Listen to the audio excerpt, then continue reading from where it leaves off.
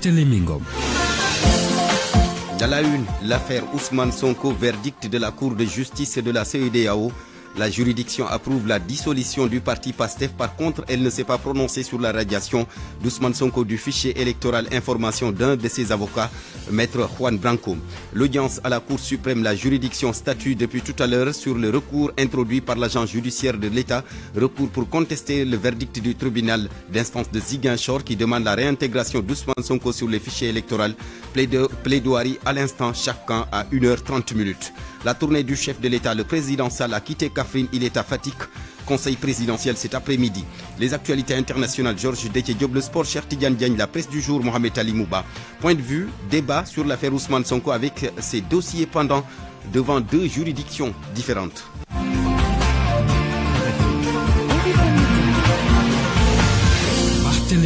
Bienvenue à tous. D'abord, le verdict de la Cour de justice de la CEDEAO sur l'affaire Ousmane Sonko. La juridiction approuve la dissolution du parti PASTEF. Par contre, elle ne s'est pas prononcée sur la radiation d'Ousmane Sonko des listes du fichier électoral. Information d'un de ses avocats, Juan Branco. Voyons tout cela avec Fama Dione.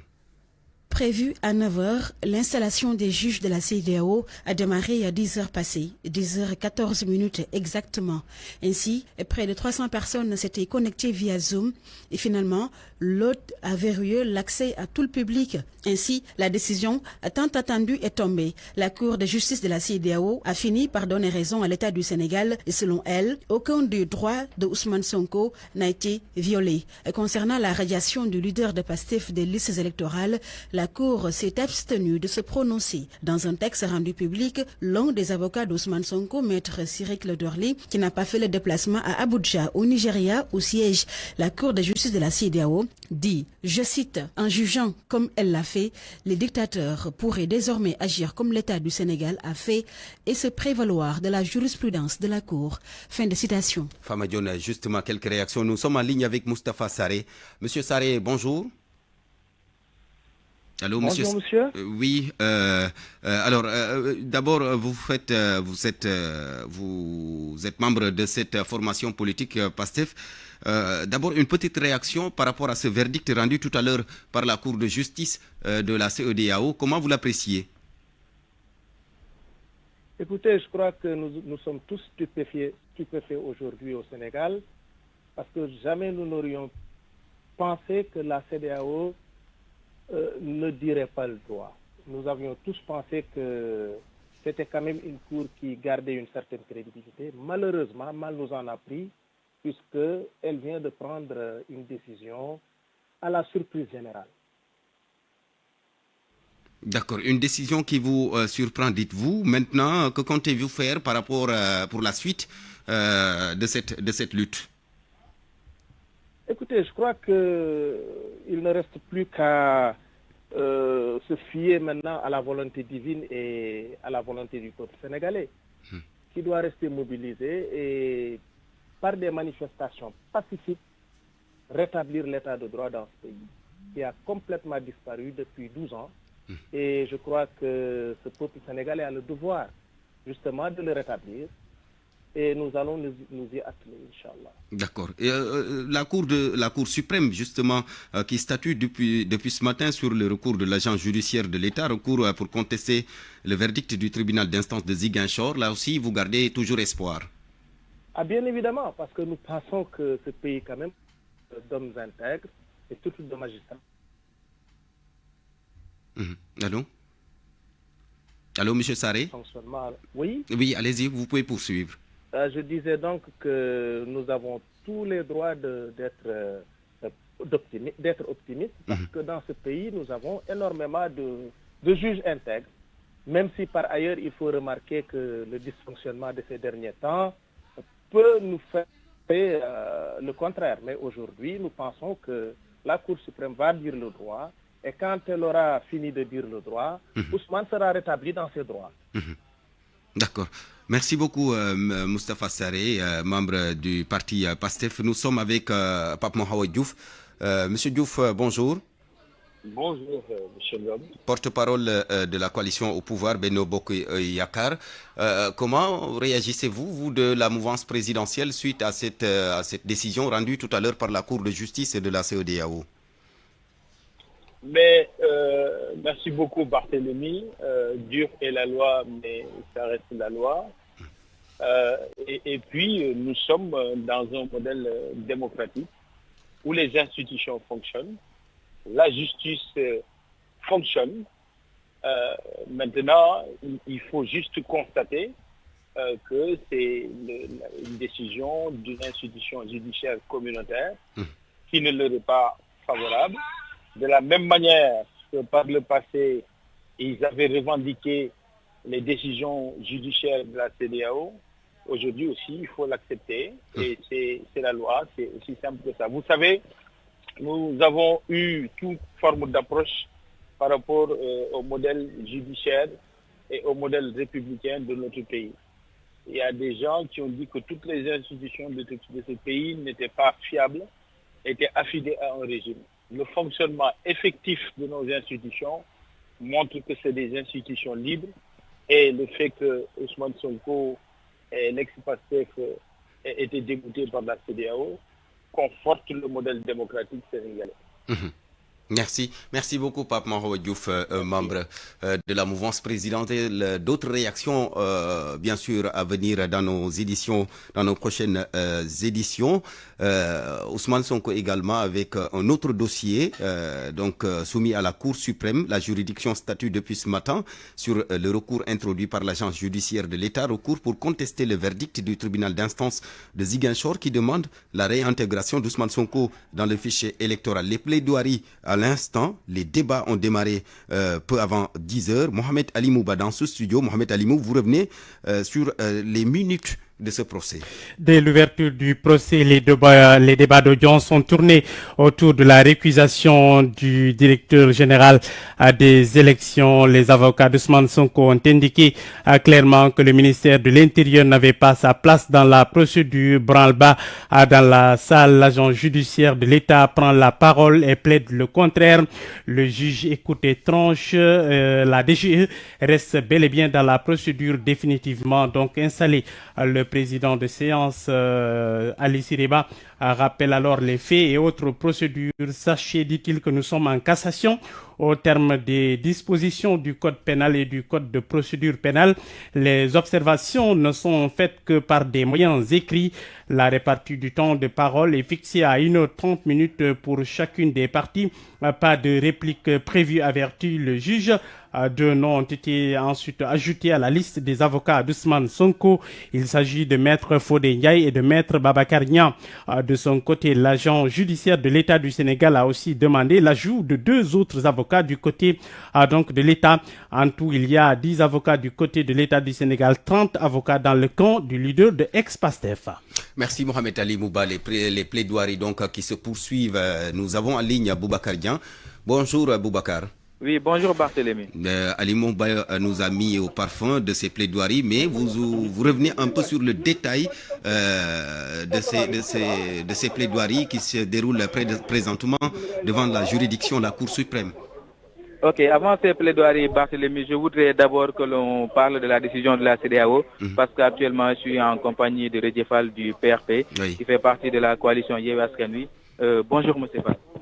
Oui, bonjour. Okay. La Cour de justice de la CEDEAO vient à peine de donner sa décision par rapport à la dissolution du PASTEF. La Cour de justice approuve la dissolution. Quelle est votre réaction? Une totale déception. Pour la bonne et simple raison que nous sommes des démocrates, des républicains. Et pour nous, il faudrait encourager la formation, l'information, l'encadrement que les partis politiques font et qui contribuent à l'amélioration de la démocratie et la stabilité de la République. Et par conséquent, pour nous, il était question au niveau de la Cour de la CEDEAO que cette dissolution soit aujourd'hui sanctionnée et que le parti PASTEF puisse continuer à exercer en toute légalité ses droits en tant que parti politique. Et donc nous sommes extrêmement déçus par cette décision qui vient de tomber, cette décision de la Cour de la CEDEAO. Par contre, elle ne s'est pas prononcée sur la radiation de Sonko sur les listes électorales. Un silence bizarre, parce que si aujourd'hui les avocats du président Ousmane Sonko ont eu l'idée de porter ce procès au niveau de la cour de la CEDEAO, c'était pour attendre de ces avocats, pour attendre du moins de cette juridiction une décision. Et ce silence ne se justifie pas et ne se comprend pas du tout. Ce que nous avons dit, nous le réitérons. Pour nous, le président Ousmane Sonko doit participer à l'élection présidentielle et par conséquent, il doit être réhabilité et son nom doit figurer sur les listes électorales. La participation à une élection doit être encouragée parce qu'une élection permet justement de régénérer l'espoir, permettre au-dessus de pouvoir porter l'espoir sur un autre et Ousmane est un porteur de projet et d'espoir et nous pensons qu'il va participer à la prochaine présidentielle. Merci beaucoup Déthié Fall. Donc Barthélémy. Oui, c'était à l'instant la réaction de Déthié Fall, donc qui fait partie de la coalition Yewwi Askan Wi. Maintenant, pour en venir, comme vous l'aviez annoncé, à ce procès qui se tient à l'instant, parce que pour le moment, c'est Maître El Hadj Diouf qui est en train de plaider. Avant lui, il y avait l'agent judiciaire de l'État, Maître Adama Fall, Aboubakry Dé et Maître Ousmane Thiam qui sont succédés à la barre. Mais ce qu'ils ont dit en substance, c'est d'abord balayer l'exception d'irrecevabilité introduite par les avocats d'Ousmane Sonko, parce que selon ce collectif d'avocats composé de 35, mais 19 sont présents aujourd'hui dans la salle, l'État du Sénégal n'a pas capacité, encore moins intérêt à agir dans cette affaire en matière électorale.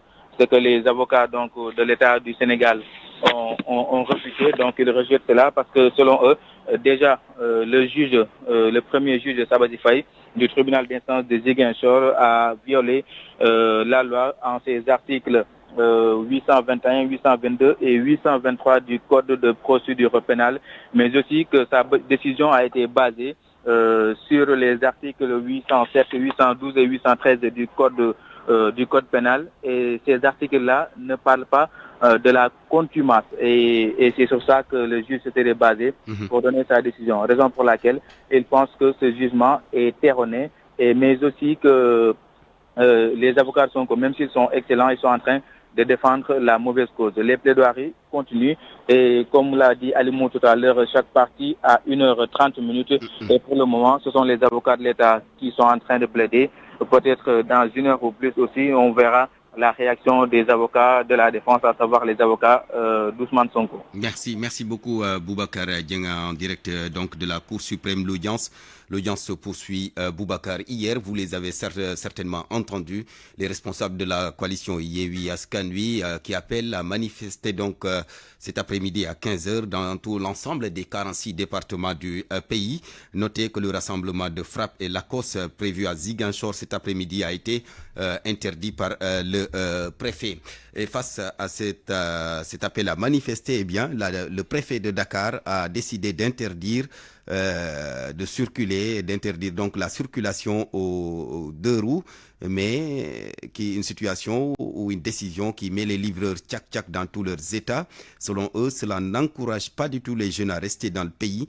Pour eux, les raisons invoquées par l'autorité administrative ne tiennent pas. Le président de l'association des livreurs tchac-tchac du Sénégal, Seydina Alioune Fall, avec Georges Déthié Diop. La jeunesse sénégalaise qui s'active dans le secteur de la livraison vit des situations délicates et affreuses. En ce moment, il y a le phénomène Barzak qui est inéluctable dans ce pays. De ce fait, les autorités étatiques doivent encourager la jeunesse sénégalaise, de leur donner confiance, de sécuriser leur travail et surtout d'assainir et régulariser le secteur de la livraison. Pour que ces genres de situations, s'ils arrivent, on pourra dire que tous les conducteurs tchac-tchac qui ont des papiers complets peuvent circuler librement. Mais de mettre tout le monde dans un même sac, là, c'est une situation qu'on doit déplorer. Nous voulons rester dans ce pays, travailler, quelle que soit la situation actuelle, mais pas de prendre les pirogues dialogue pour faire ce qu'on appelle Barzak, le président de la République du Sénégal doit parler avec ses autorités, le préfet ou le gouverneur, de nous laisser travailler. Nous, la jeunesse sénégalaise, ces genres de situations, comme le dit en Wolof, ça ne nous concerne pas. Mettre tout le monde dans un même sac, ça c'est inadmissible. Vraiment, nous le déplorons. Ils disent que c'est pour des mesures de sécurité. Pour moi, pour sécuriser la personne, il faut le donner du travail. Le travail incarne et garantit la dignité humaine. Donc nous, ce que nous appelons et ce que nous voulons, c'est qu'ils nous donnent du travail. S'ils ne peuvent pas nous donner du travail, il n'a qu'à nous laisser notre propre travail. Nous voulons que réussir et rester dans ce pays travailler. Et le programme Xëyu Ndaw ñi, le check de la livraison fait partie du programme Xëyu Ndaw ñi. Donc il n'a qu'à sécuriser le secteur de la livraison, d'assainir le métier et régulariser le secteur. C'est ce que nous attendons d'eux. Le cri du cœur du président de l'association des livreurs Tchak du Sénégal, Seydina Alioune Fall. Notez également que Dakar Dem Dikk a arrêté son réseau ce matin, une situation lourde de conséquences pour les usagers. Midi 16 minutes. Pour moi, RFM, c'est la radio de la réactivité. RFM, partout, tout le temps. La suite du journal Direction Fatick. Aminata Goudiaby, bonjour. Bonjour, Barthélémy Ngom. Alors, après Kaffrine, le chef de l'État arrive à Fatick. Il doit tenir donc un conseil présidentiel cet après-midi.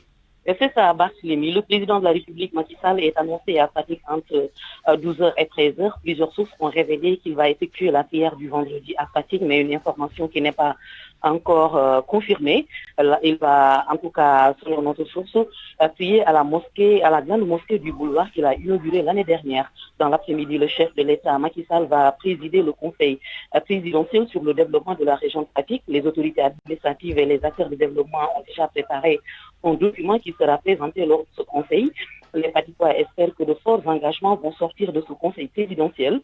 D'importantes réalisations, il faut le noter, ont été faites dans différents domaines au niveau de la région de Fatick, mais il faut noter que parmi les 3 départements que compte la région, Gossas est toujours considérée comme le plus pauvre. Les populations de ce département, en tout cas, espèrent sortir de cette situation. Les infrastructures sanitaires sont à renforcer dans ce département, l'électrification également.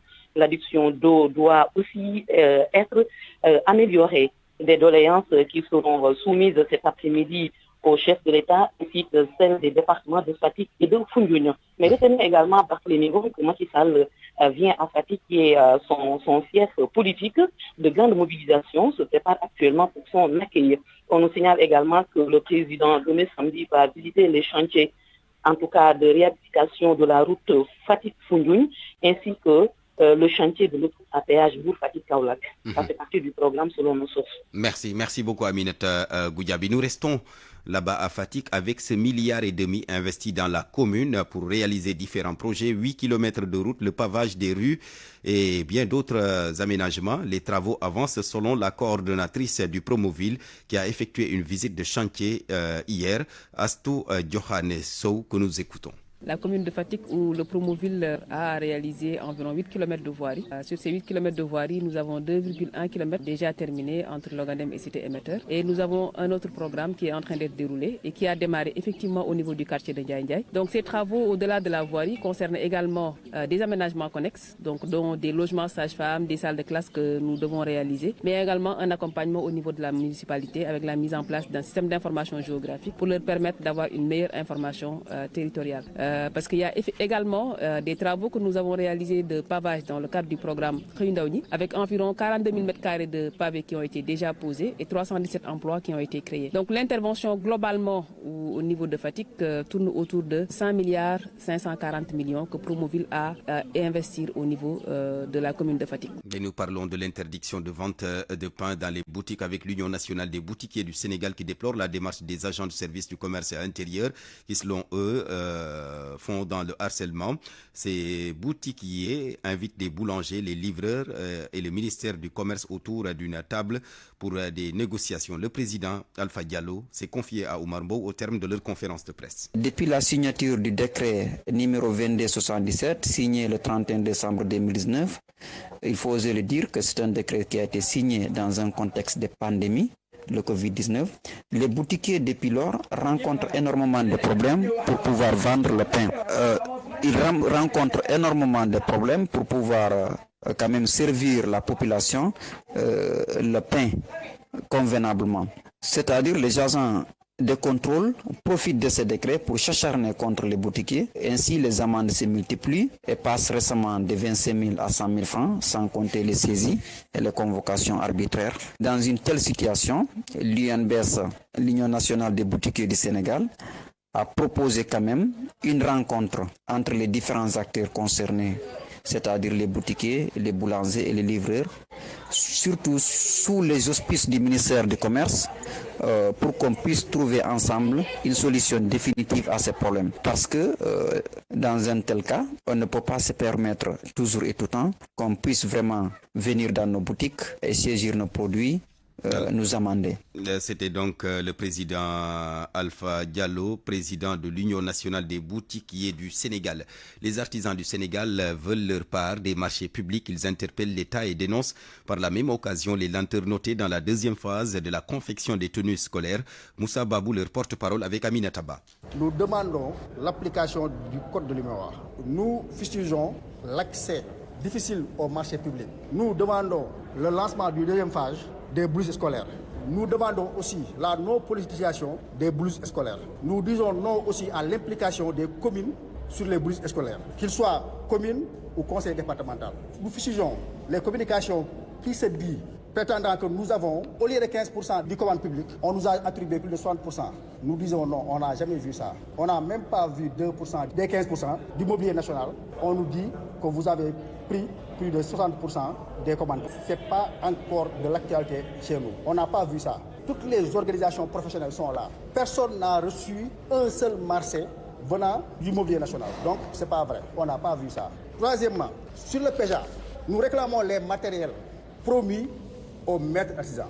Depuis lors, il y a des gens qui n'ont pas reçu leurs équipements. Nous disons aussi à l'État de voir sa politique artisanale, son manque de politique artisanale fiable qui a fait qu'on perd beaucoup de milliards sur l'artisanat. RFM. L'actualité internationale.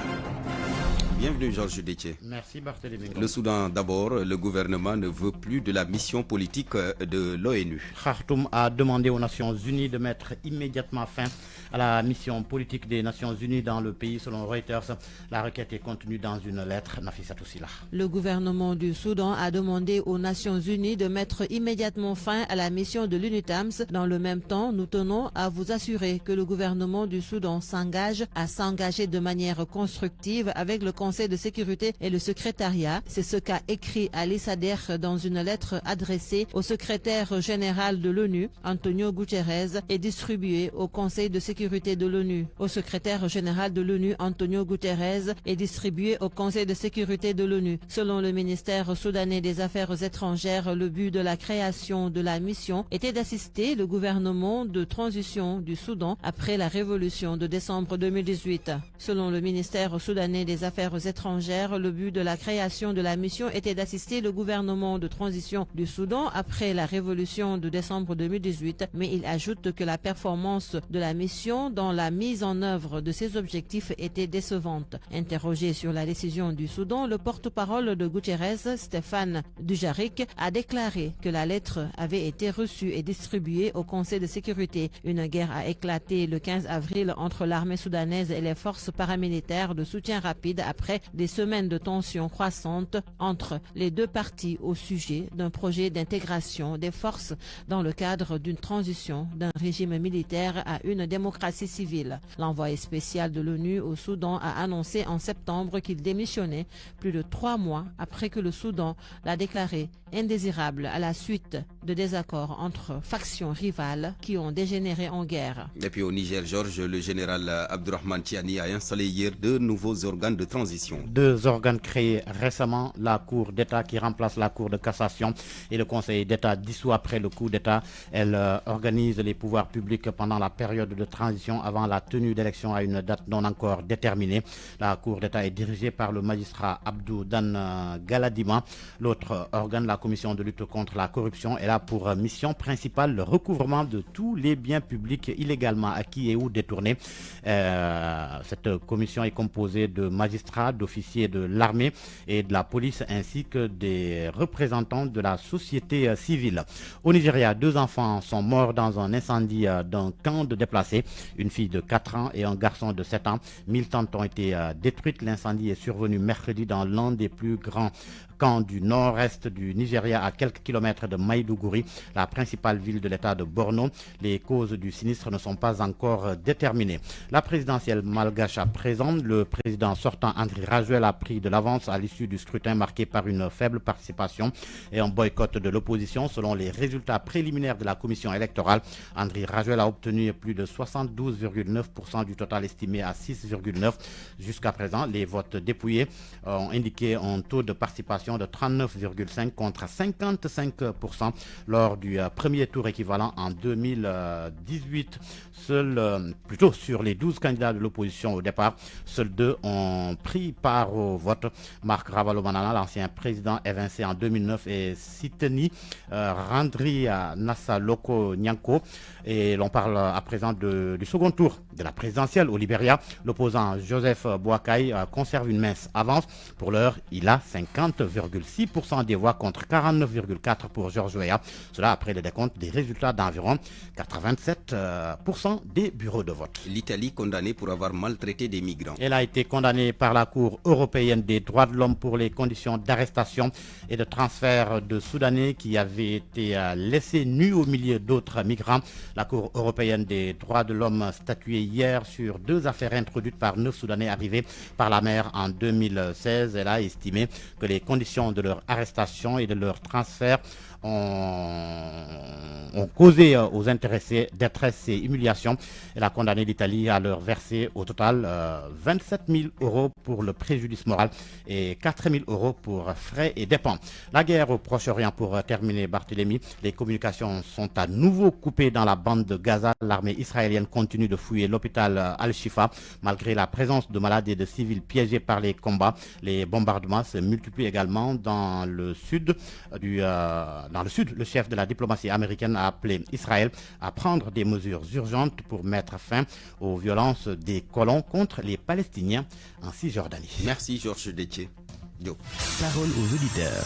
L'actualité, qu'en pensez-vous? Moi, je pense que vous devez. Réagissez dans nos éditions d'information sur l'actualité. Bonjour. Du lundi au vendredi, vous avez la parole sur RFM. D'un point de vue, nous allons débattre sur l'affaire Ousmane Sonko avec ses dossiers pendants devant 2 juridictions différentes. La CEDEAO qui a rendu tout à l'heure son verdict, l'audience devant la Cour suprême, elle se poursuit. Pour en parler, nous serons avec Arsène Samb, journaliste, analyste politique, mais également avec Babacar Dione, lui aussi analyste politique. RFM Sport. Bienvenue, cher Tidiane Diagne. Merci à vous, Barthélémy Ngom, et bonjour à tous. Le sport à la une, le mondial U17. Oui, le Sénégal rate la passe de 3. Après 2 victoires de suite, les Lionceaux ont concédé une défaite ce matin face au Japon 2-0. Un revers sans conséquence majeure pour les hommes de Serigne Saluga, puisque qualifiés pour les 8e de finale. Mais les champions d'Afrique sont relégués à la 2e place au profit de l'Argentine, qui a corrigé la Pologne par 4-0 ce matin. A précisé qu'au cours de la confrontation avec le Japon, le Sénégal a perdu sur blessure son capitaine Amara Diouf et son portier Serigne Diouf. Le Mali et le Maroc, autres représentants africains, sont également qualifiés pour les 8e de finale. Seul le Burkina Faso a été éliminé dès la phase de groupe. Nous parlons à présent de l'équipe nationale A qui joue, elle, demain le Soudan du Sud pour le compte de la première journée des qualifications à la prochaine Coupe du Monde 2026. L'équipe nationale du Sénégal, tout comme celle sud-soudanaise, s'entraîneront ce soir sur la pelouse du stade Abdoulaye Wade de Diamniadio. Hier, en conférence de presse, le portier il s'agit de portier Mori Diop. Voilà, c'est bien cela. Il s'est prononcé sur la concurrence au poste de gardien de but. On l'écoute des propos recueillis par Sodetiam. Je gère très bien depuis le Brésil. En arrivant, il y a une hiérarchie. Gardien de but, c'est pas comme joueur. Il y a une hiérarchie qu'il faut respecter. Si celui qui joue, il est performant, il doit jouer. Et moi, mon poste derrière, c'est de tout faire pour qu'il soit le mieux possible le jour du match pour aider la nation. On est 3 gardiens qui sommes de qualité, nous 3 voulons jouer. Il y a une hiérarchie, il y a Edou qui a gagné la CAN, qui a été décisif pour nous faire plaisir à tous. Donc non, en vrai, le but c'est de travailler bien à l'entraînement dans la joie et la bonne humeur pour que lui il soit le mieux possible le jour du match pour représenter. Quand il goal pour moi, il goal pour Seni. Donc on est derrière lui et le but c'est de bien le préparer au match du week-end. Franchement, pour moi, plus de matchs, faut que je continue comme ça en jouant dans un des 5 grands championnats. Faut que je continue à être performant dans un des 5 grands championnats. Puis après, attendre mon tour et quand la chance, quand mon tour arrive, saisir la chance et montrer à tout le monde que je peux aussi aider l'équipe nationale. C'est un objectif, mais bon, c'est pas encore fait. Voilà, à l'instant donc, Seni Dian, ou plutôt Mori Diaw, qu'est-ce qui me fait dire Seni Dian? C'est plutôt Mori Diaw. Hier, lors de la conférence de presse à l'issue donc de la séance d'entraînement de l'équipe nationale du Sénégal. Et puis Barthélemy pour le programme des rencontres de ce vendredi, tout à l'heure à 13h, Comores, Centrafrique, Swatini contre la Libye. À la même heure également, l'Ouganda se déplace au Maroc où la rencontre, la Guinée a été délocalisée. Donc la République de Guinée qui accueille donc Ouganda. 16h, d'autres séries de rencontres, notamment Ghana, Madagascar, Libéria, Malawi plutôt, Zambie, Congo. Il y a également Burkina Faso, Guinée, Bissau.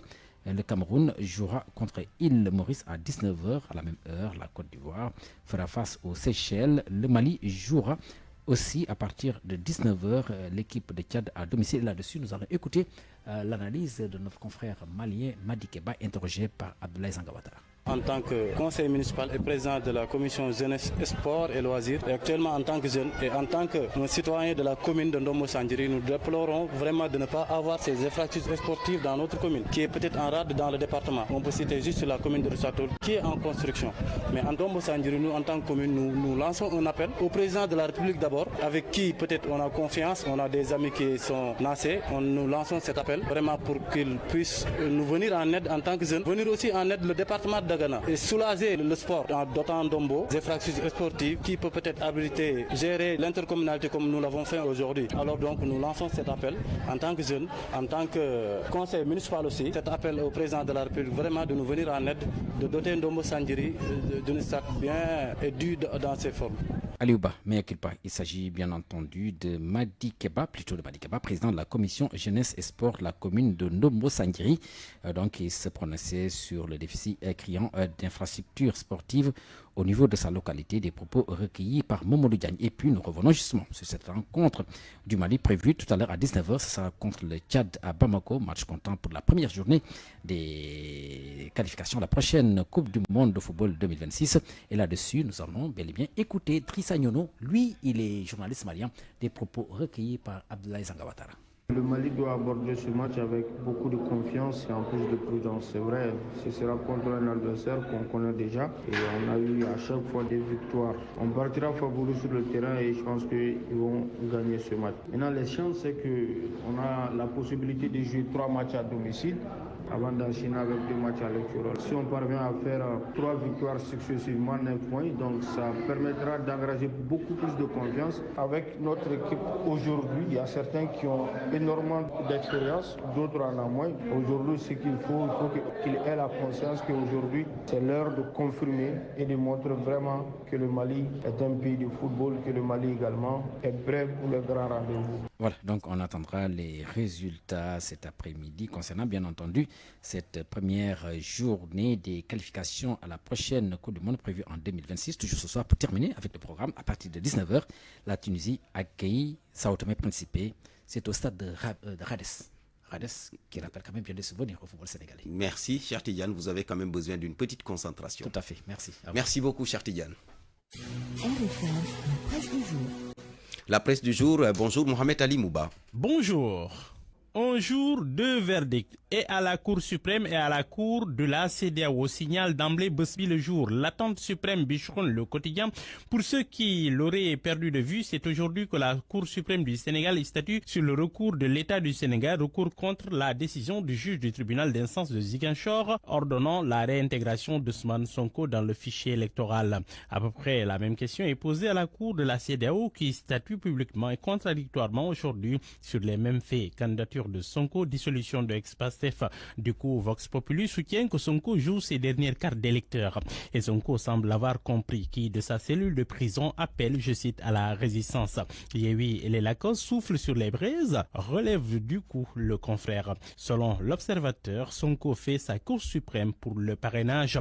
L'AS parle de destin suprême, l'info de tournant décisif pour Ousmane Sonko. Selon Walfadri, on s'achemine droit vers un vendredi de feu. Hormis l'appel à la résistance, il n'y a que les cadres casamassés demandent à Macky de libérer Ousmane Sonko. Dakar qui retient son souffle, Sud Quotidien note que le préfet du département de Dakar a fini d'interdire la circulation des 2 roues, tout comme la vente de carburant en vrac, ce sur toute l'étendue du territoire de la capitale du Sénégal. Dakar Demdik suspend d'emblée son réseau. Sénégal Demdik, Express AIBD, réseau urbain, entre autres. Le journal Les Échos note que des manifestations sont annoncées partout. Des écoles vaquent les cours, des quartiers s'organisent en comité de défense. Mais l'État qui a pris la menace très au sérieux a déployé massivement les forces de défense et de sécurité dans les rues de la capitale. Sur ça, note qu'une forte colonne de véhicules blindés de la gendarmerie a fini de prendre pied sur Dakar en provenance de Thiès. Les hommes du général Moussa Fall prêts au combat. À la Cour suprême, c'est bien sûr le président Alissi Reba qui va diriger les débats. Très expérimenté, il a à ses côtés ses assesseurs. L'affaire Oustaz Oumar Sall, le prêcheur toujours entre les mains de la police après un retour de parquet. Le prêcheur édifié sur son sort ce vendredi constate Libé. Le journal relève que son dossier file droit vers l'instruction. Il est accusé, vous le savez, d'avoir dénigré les pratiques cultuelles de la confrérie des Tidjanes, dont la Wazifa et la Hadaratul Juma, qu'il avait qualifié de bida. Bassirou Diomaye Faye, lui, reste en prison. Oui, la chambre d'accusation confirme le refus de sa demande de liberté provisoire. Bosby Le Jour qui donne la nouvelle note par ailleurs que Pape Sané, le chroniqueur de Walfatri, lui retourne au tribunal aujourd'hui. Il connaîtra son sort à l'issue de son face-à-face avec le procureur. Pendant ce temps, Macky Sall continue ses tournées dans le pays. Hier, le président était à Kaolack. Il a animé un conseil présidentiel. Enquête qui s'intéresse au sujet relève qu'avec les tournées économiques et autres, Macky a souvent eu beaucoup d'avance sur ses adversaires. Dans le sillage d'Amadouba, le président semble vouloir mobiliser les troupes autour du candidat. À Kaffrine, Macky a annoncé plus de 332 milliards de francs CFA capitalisés dans la région. Et puis sport pour boucler, éliminatoire Coupe du Monde 2026, les Lions du Sénégal s'offrent un 4e galop d'entraînement. Les Lions intensifient le rythme, souligne le journal. Pape Matar, Boulaye et Patissis absents. Hormis Namphalis Mendy, forfait pour ce rassemblement, seul Boulaye, Patissis et Pape Matar Sarr n'ont pas pris part donc à cette 4e séance marquée par un jeu réduit de conservation, note textuellement le journal Le Soleil. Retour au premier plan de Khalidou Koulibaly, un retour attendu donc après ses grosses performances en club et en sélection, note encore le confrère. Dans Sunulamb, l'acte 2 répond à Site, c'est son adversaire. L'acte 2 dit: je l'attaquerai avec lucidité et intelligence. Il est différent de mes précédents adversaires. Le combat est prévu ce dimanche. L'acte 2 donc, Site à suivre. Bonne lecture à tous. Parole aux auditeurs. L'actualité, qu'en pensez-vous? Merci Mohamed Ali Mouba. Midi 33, point de vue, 38 plutôt. Point de vue à présent, débat sur l'affaire Ousmane Sonko avec ses dossiers pendant devant 2 juridictions différentes. La Cour de justice de la CEDEAO qui a livré tout à l'heure sa décision, son verdict. Elle approuve la dissolution du parti PASTEF. Par contre, la Cour ne s'est pas prononcée sur la radiation d'Ousmane Sonko du fichier électoral. L'autre audience se poursuit devant la Cour suprême. Pour en parler, nous sommes avec Hassan Sambo. Monsieur Sambo, bonjour. Oui, bonjour, Barthélémy. Journaliste, analyste politique. Nous sommes également avec un autre analyste politique, Babacar Dione. Bonjour, monsieur Dione.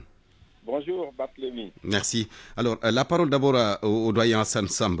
D'abord, quelle lecture faites-vous? Quelle compréhension avez-vous de ce verdict sorti tout à l'heure de la Cour de justice de la CEDEAO?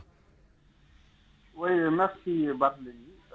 Nous saluons notre ami et confrère Babacar. Saluons également les auditeurs de la RFM. Pour dire qu'effectivement, c'est un camouflet, hein, c'est le moins qu'on puisse dire, pour Ousmane Sonko, mais aussi pour tous ceux qui sont avec lui. Camouflé pourquoi? Camouflé parce qu'il compte beaucoup sur la décision communautaire pour asseoir une nouvelle stratégie de bataille politique, notamment, bien sûr, la marche qui était prévue, mais d'autres batailles qui vont se dessiner dans l'avenir. Il pourrait avoir comme soubassement ce verdict-là. S'il était véritablement favorable, s'il aurait été favorable, ce qui n'est pas forcément le cas aujourd'hui. Donc, ils ne pourront plus avoir vraiment un soubassement juridique nécessaire pour des batailles politiques futures. Si la CEDEAO leur dit non, et que la Cour suprême suivait la CEDEAO dans cette logique, ce serait presque fini pour Ousmane Sonko. Et je pense que c'est pour ça que je parle de camoufler. Et c'est une grosse déception dans les rangs de Pastef, évidemment, et dans les rangs de l'opposition en général, celle réunie autour de Yewwi Askan Wi. Oui, l'opposition qui s'est toujours battue pour que Sonko soit rétabli. Voilà, en croyant, en se disant que certainement, la décision de l'État de dissoudre le parti, par exemple, c'était un abus de pouvoir, et que par conséquent, bien entendu, le parti pouvait non seulement survivre, mais Sonko retrouver sa fiche d'électeur et bien entendu, participer aux élections. C'était leur rêve. Mais je pense qu'avec cette décision de la CEDEAO, l'État aujourd'hui peut, si vous voulez, jubiler. Et quelque part, il a aujourd'hui un appui de taille, c'est la communauté sous-régionale, la communauté internationale africaine. Et quelque part, je pense que voilà, Sonko est en train de perdre. Hein. Pas forcément la participation à l'élection, mais tout son avenir politique risque d'être compromis. D'accord, je reviens à vous tout à l'heure, M. Samba. Babacar Dione, c'est vrai que la Cour donc approuve la dissolution du parti PASTEF, mais par contre, elle ne s'est pas prononcée sur la radiation. Comment vous comprenez un peu ce silence? Je ne sais pas trop par rapport au dossier, au contenu de ce qui a été donné à la Cour, exactement par rapport à la radiation. D'autant plus qu'il y a la Cour suprême également qui est en charge aujourd'hui. Que tous les Sénégalais sont en train d'attendre ce que la Cour suprême va dire par rapport donc à la radiation de Ousmane Sonko. Même si ce n'est pas un procès en tant que tel, c'est juste donc une cassation parce qu'ils ont été saisis donc, par l'État. L'autre chose, je crois que Hassan l'a dit, hein, c'est quand même important de voir que l'État avait attaqué PASTEF par rapport à tout ce qui s'est passé depuis 2021. Donc cela voudrait dire que donc il y avait un dossier assez consistant parce que depuis donc mars 2021, PASTEF et Ousmane Sonko se sont mis donc dans un combat, c'est vrai. Ils ont allié les deux, donc ils ont saisi la justice sénégalaise sur certains cas, comme on est en train de le voir. Mais également, il y avait un combat de rue par rapport à des déclarations assez intensives.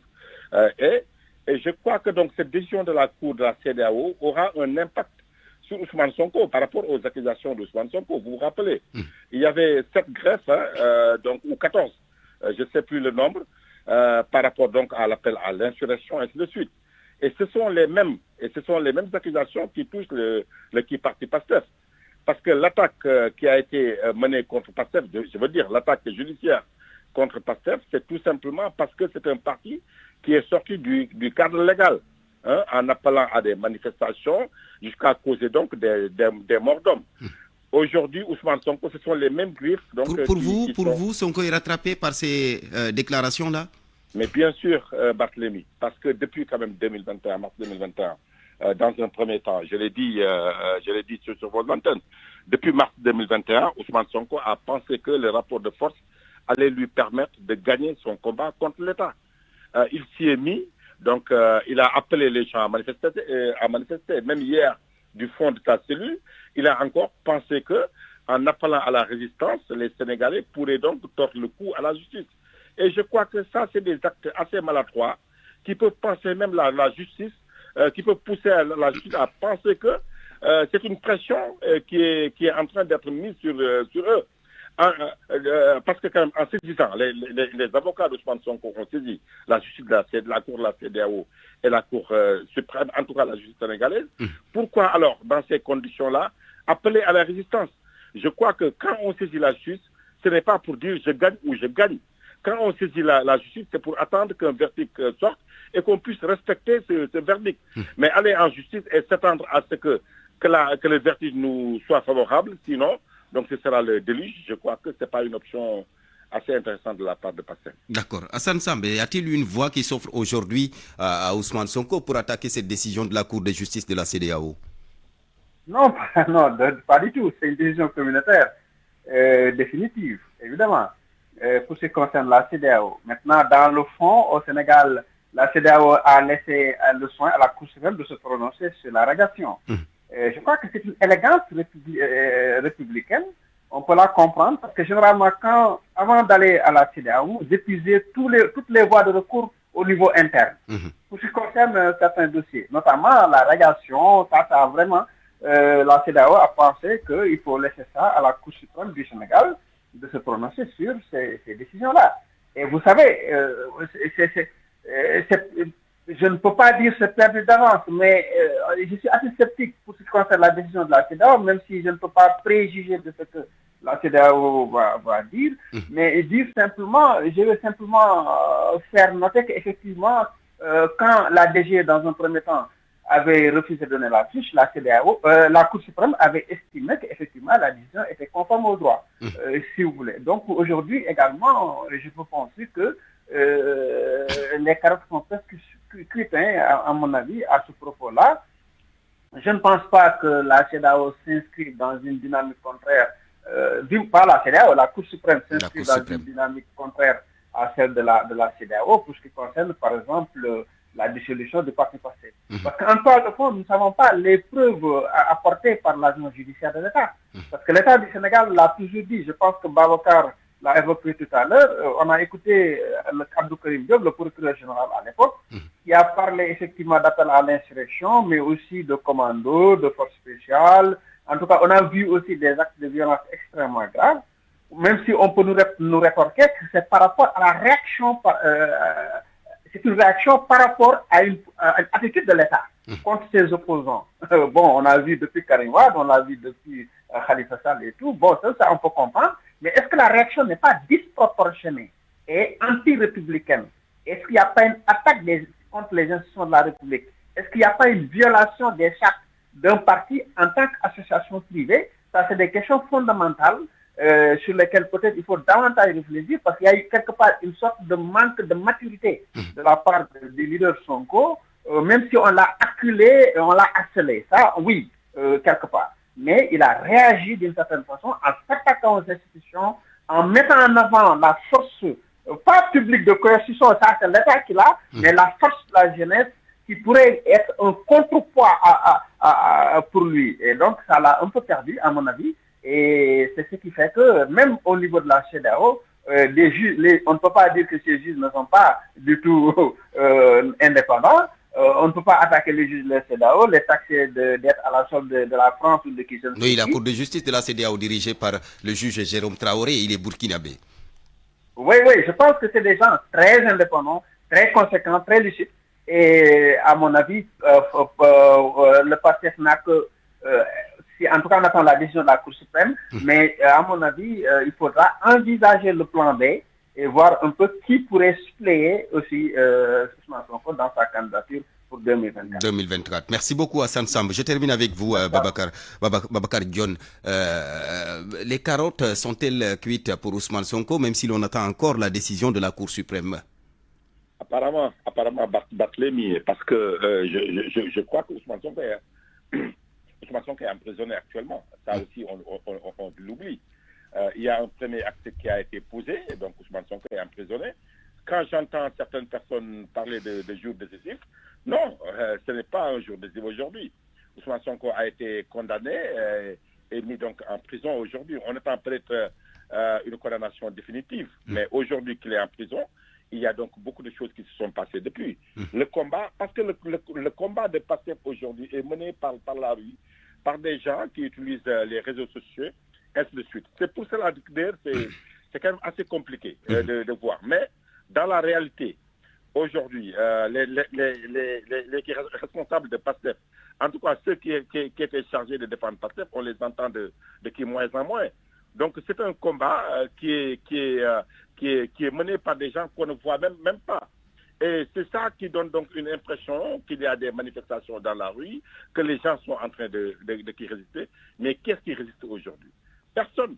À part donc ces postes-là qu'on met sur les réseaux sociaux. Cela voudrait dire tout simplement que je crois que Pastef, depuis 2021, a perdu donc de sa superbe. Parce que tout simplement, il y avait un combat qui était mené pendant longtemps. Et ce combat-là était perdu d'avance. Parce qu'on ne peut pas donc s'attaquer à l'État en pensant tout simplement pouvoir plier par la violence tout ce que l'État donc compte comme institution et comme responsable. Merci beaucoup Babacar Dione. Merci également à Hassan Sambo. Nous étions avec deux journalistes, analystes politiques, Hassan Sambo, Babacar Dione. On vous retrouve tout à l'heure dans le Wolof, ce sera avec Seydou Nourouba. Mesdames, Messieurs, merci à vous. C'était le midi présenté par Barthélémy Ngo, mise en monde Aline Ba, Digital Maïssa Mbaye, chef d'édition Awambay. Retrouvez dans moins de 10 minutes le Wolof à 13h, un journal avec Seydou Nourouba. Bonne suite de programme sur la radio Futur Média.